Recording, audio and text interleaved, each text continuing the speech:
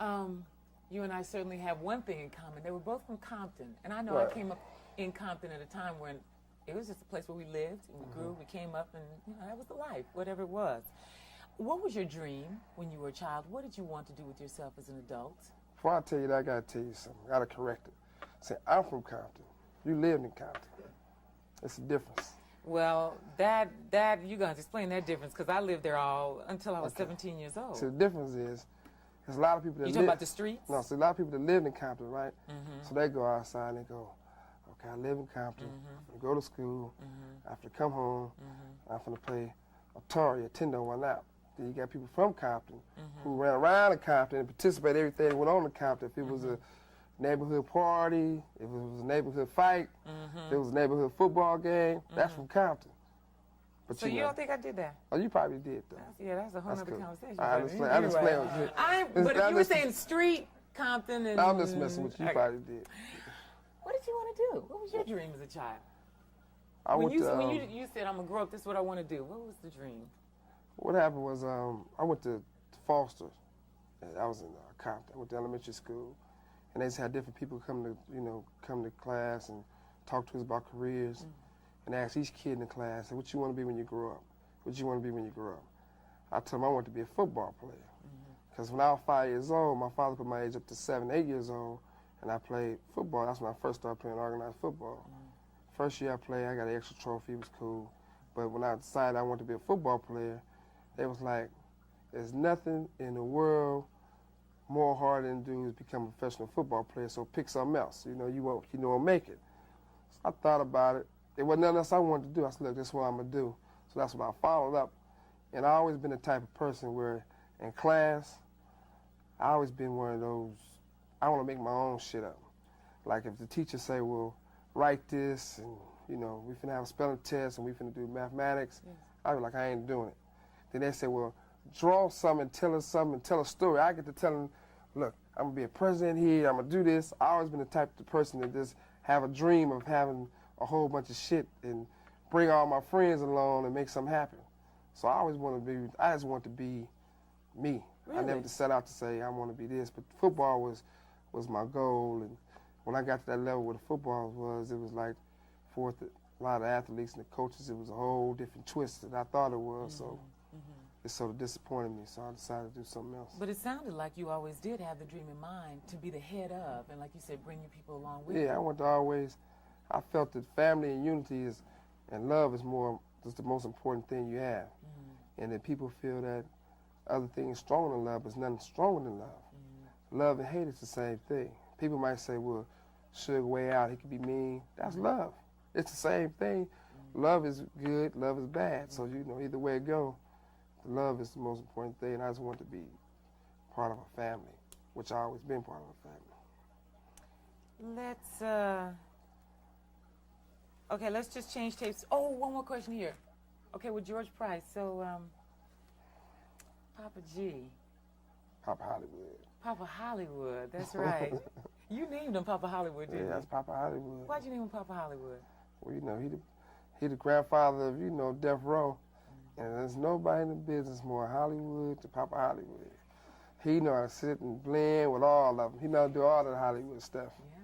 Yeah. And, we was in Hawaii.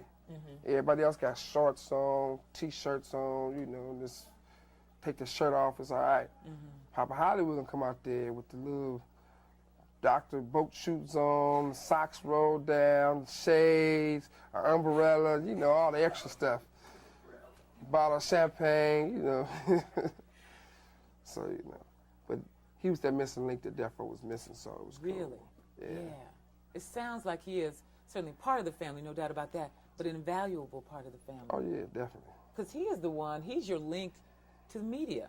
He's the one that keeps us coming. We keep, like the cover of Vibe magazine, for example, which was a dynamite picture, that whole concept. Before Papa Hollywood, we was getting used. Like you had a talent and you got the credibility, and everybody else was using us. They were saying, if you want Snoop, give us 4 9 Blinds. If you want this, give us this, give us that. They was trading something. And then when Papa Hollywood came, he came and said, look, this is Death Row. If you want Death Row, you got to deal with Death Row. And by us trusting him, we backed him. Like if somebody called me, like if you call me, you can be cool. I can meet you at a club, meet you at a restaurant. I don't care if you got a miniskirt on. You say, look, we want to do an interview. We ain't doing shit unless you talk to Papa Hollywood. So we, you know, we get each other back like that. So that give him, we put him in power. So a little short skirt wouldn't help. Oh, I ain't gonna help. I ain't no trick. Let's change tapes. Like if a person writes something, they should get paid for the shit they wrote. They should get the credibility saying they wrote it. If they produced it, they should get paid for producing it, and they should get paid, you know, and their credibility for letting the world know they produced it.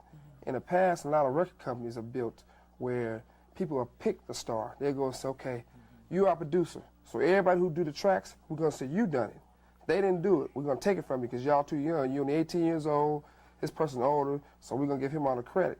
So that's a bad mistake for Death Row or anybody else to do. So my vision is to say, look, let all the little young guys know if they come to Death Row and they produce the track, they get their credibility, they get their money. Same thing with the artists. That's one vision we have, and that's what we're definitely doing right now. And the other vision is that we're making a whole, we giving something for everybody.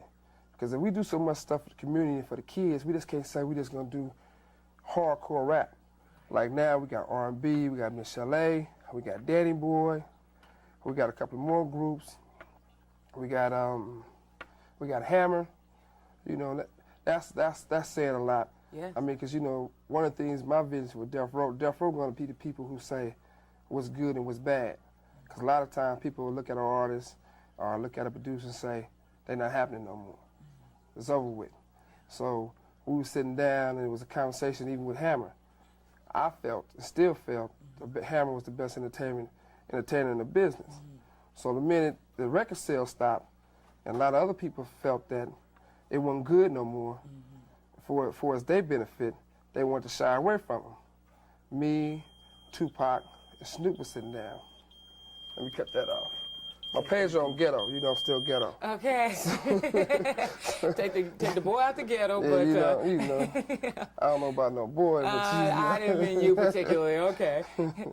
You got one pass, it's cool. That's all right. No. No, but the thing is that we got a little circle. Yes. Like in our circle consists of for us the guys is myself, Tupac, and Snoop.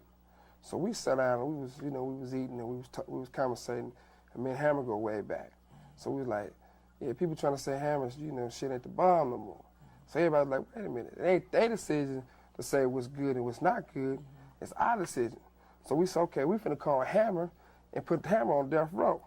And we're gonna go in there and make a record and make Hammer go sell all the records that he normally would sell and show the world. Because there's a lot of people imitating what Death Row does for us, putting records out there. So the future is to kill all the little games, the little kiddie stuff, saying who better and who's the best and who started this, who didn't. What we're gonna do for Death Row, we're gonna put out like about anywhere to 6 or 10 records out a year. Only time other people are able to sell records on our style is when we don't put a record out there. Then they'll mimic what we do and they'll say, okay, Snoop did it like this, so-and-so did it like that. So they'll go and copy the music, copy the lyrics, try to act like them, try to sound like them. And then for us, the fans, they'll be missing Snoop, so they'll go buy the next person. So it might not be his style, but, they'll still buy it because, they're missing what we've been put out there. So our whole goal now is to, get that done for us getting records out there. And for us, Death Row myself, goal is I want Death Row to be, which it will be, more like a Warner Brothers, a Sony, a MCA, for we're going to distribute other artists for us, their labels. I don't want to go to a situation where Snoop got his own label. And he said, look, this is my groups. I'm trying to put my compilation together. I'm trying to put my group together. I don't want to be going, okay, good, give it to me. They on Death Row. I don't want to do it like that. I want to be so, okay, Doggy Style is your label. Okay, Doggy Style, Death Row. Death Row is now like Time Warner. The only thing different between Death Row and Time Warner, we still down in with the streets. Our heart's there. We won't cross them. How do you stay with the streets, though? Because I don't know, do you still live in Compton? I got a house in Compton. You got a house in Compton. And I'll be there, I'm going to tell you like this, I hit Compton at least, I'm hit Compton every day. And I'm going to stay in my house in Compton at least 2-3 nights out the week. So I ain't one of those people. It's not difficult then to stay in contact with where you came from. No, how you going to be scared of something that you are? And I'm not saying being afraid. Yeah. I'm just saying, you know. How you gonna be too good at something where you came from? The talent is in the ghetto. When I say ghetto, I'm a ghetto nigga. Period. Right? When I say ghetto, I don't mean tore down, rant down, because there's a lot of money in Compton. It's people have more respect for their cars and the way they dress in Compton than they do in Beverly Hills. You get people in Beverly Hills, you can look at the awards. People in Beverly Hills with money, they might show up there with jeans on, toe up, and shoes. They don't care. You get people in Compton, when they come to work, they finna be clean. Those girls finna take, if they counting checks, if they, whatever it is, they hair finna be done, they finna look good. And every person with money, who they want? They be feeding off those ghetto women with that pretty look, natural beauty. Let me ask you something. That currently, you know, there's one group of people that would love to use as an excuse, white people won't let me do this, that, and the other. I see none of that in you. Can you talk to us about entrepreneurialism? You are a true capitalist. You don't seem like the kind of person that walks into a wall and says, the wall's here, I can't go through it. I think you make a door when you come to a wall. Can you talk to young black people, especially the ones who feel like somebody is holding them back? Ain't nobody holding nobody back. You gotta look at something. Let me say it like this. I know people say don't curse, but I'm a fuck up. When Suge Knight do something, they know I'm a fuck up, so it ain't no big problem. Now, if a fuck up like me can do something and make it, anybody can make it. All through from school, from elementary to high school to college, people looked at me a certain way. You know, like, he gonna get in trouble, this gonna happen, that's gonna happen. And I feel that, and I felt that I changed my life around and made it work for being an entrepreneur. A lot of people try to put a color thing in it. Yes. You know, they be going like, well, they don't want me to make it because I'm black. Right. In the music business, it's prejudice, but it's not black and white. It's young and old. Because, you know, the older people used to be the ones where say, oh, you got some groups, you want to be an entrepreneur? Give me all you got, give me your money, and I'll put your stuff out. I mean, I knew some of the people who they call themselves legends in the music business who've been the biggest disappointments in the world. And I used to never say nothing negative about them, no interviews, no nothing, because I felt it didn't matter. I mean, I knew Dick Griffey. Now, I knew Dick since I was a youngster. And when I used to come to Dick with groups, he said, okay, I want you to loan me some money first, number one. Let me sell you a studio that I don't own, but Sony owns, but I say I own it, and it's yours. And, you know, we bought it, which it wasn't his to sell. Then he'll turn around and wait till you get all the stuff you got done for his discovering the Snoop Dogg and make sure he had money for his being there with the studio with him, make sure shit go all right. Then he'll tell you, well, I don't believe in rap music. I don't want to deal with no rapper. I don't want to deal with a DJ Quick. But all of a sudden, when it hits, he want to turn around and say, give it to me. It's mine. I want it. So it leaves a bitter taste in your mouth when it comes to for as older black men in the business, because I wouldn't say men, males, because these clowns who call themselves men ain't no, you know, they ain't no man. They males. They walking around trying to take from the, you know, the youngsters and turn into their wealth, because they went Hollywood and got out of touch. So, you know, you got to deal with a lot. When you're a young entrepreneur, you finna deal with the older black men in the business that try to steal what you got. You finna deal with the women who's gold diggers who trying to take what you got. Then you finna deal with the guys who's jealous of you, who try to lie on you and put you in jail. Then you got to deal with the police who might be jealous of you, who try to put you in jail. So you got a lot on your plate to deal with. But if you stay true to yourself and be a man about it, if you're a man and you're a man of God, you can deal with it. Right now, I ain't saying I want to go to jail. But if I went to jail, you ain't gonna see me up there crying. You ain't finna see me hanging myself. You gonna see me in jail calling home saying, everybody all right? Y'all got some money? Everything good? That type of stuff. So that's the type of things that we up against and we got to deal with. So it's sort of crazy. Yeah, you should be out encouraging young people who, because I get tired of that talk about we can't do it because somebody's holding us back. And then we see examples like you, and we're like, wait a minute, somebody's got to be right. Either you lying or they're lying. Right. So it's very interesting. But one of the things I said, not to cut you off, is a lot of the entrepreneurs who make it, it's not really the youngsters' fault. It's our fault. It's my duty to go back and get them some game and say, look, I made it like this.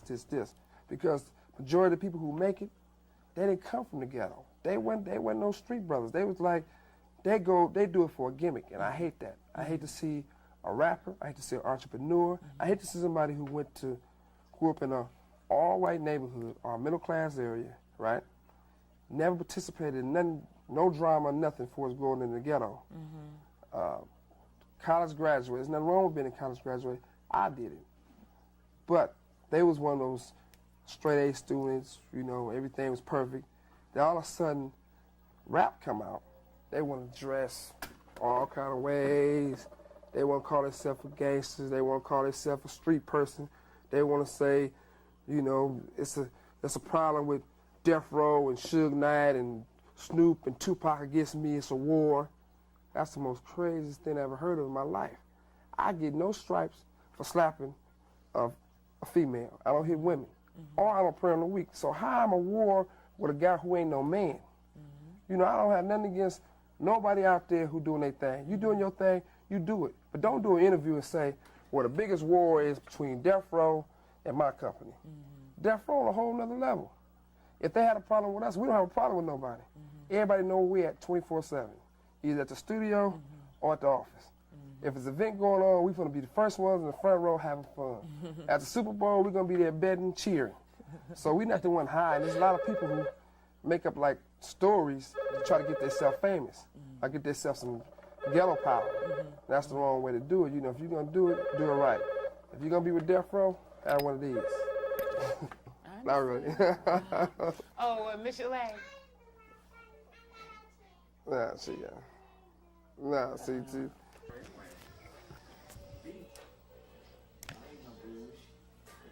We all about the track and then parts putting down. Well, you know, it's too tight, so Yeah, it's going to be too straight. tight. So that's pretty straight. We're going to go in there probably next week. I got the We're going to do a rest video in a couple of weeks, man. You know, we're going to hook it up. of it. Hook it up. Let's see, we're going to get ready to do for the movie shit, though. So you can see Death Row got the movie things popping. Everybody else doing this music, we got the movies. We gotta Two check it out. strikes, none left. 2 strikes, none left. Ghetto politics. Movies. Yeah. Death Row Films. We know, we doing some movie shit. That's interesting. I know I'm listening. So the thing that we doing with movies, like we doing 2 strikes, none left, right? It's gonna be starring Tupac and Snoop Dogg, and the concept of the movie is gonna be an action comedy, and you know, like the 3 strikes is happening everywhere, all around, everywhere, right? So that's what's going on. But see, they gonna get out of jail, and like everybody gonna be betting against them, saying how long they gonna stay on the street before they go back to jail. So they're gonna be trying to do everything they can in the world to keep them going to jail. The person who writing the movie is DJ Pooh. Tupac writing some stuff in there. Snoop got some input in there. And there you go. He got some input in there. And you know, Pooh the one did the whole thing on Fridays. Yeah, I know. But they stole it from him though. Yeah, but I was going to say, yeah, Yeah, Friday. you know, that was his worst work. Cause he got some way better stuff than that. But he did the whole thing from Friday, but they took it from him. So, you know, they didn't give him all his credit. So, you know, once again, you know, Death Row gonna make sure he get his credit and make sure it's served. Definitely doing that. Hammer, you feel at home? Oh yeah, definitely. I mean, me and she'll go back 10 years, so you know, it's another day. I'll let you all have just a little more conversation and then we're done. Right. You're not really doing the audio anyway, huh? No, you're not Mike. That's why I don't want to get too much. If you talk to him, I can pick it up. If you're talking out this way, he's still Mike. So just a little bit more, and we just get a little shopping this angle, and that's it. Right. So, Albert, you know, everybody talking bullshit, but you fit Death Row because you wear the right jewelry. You love cars like us. That's right. You like to work hard. That's right. As you see, you riding with Oakland. You going to Oakland. Hard old time. And you know, we got over here. We got Compton, Long Beach, good old Watts, and South Central. Hooked up with 619 Dago. Oh, that's right. There you go. 415 510. It's all hooked up. Penitentiary hookup, huh? Penitentiary hookup. All right.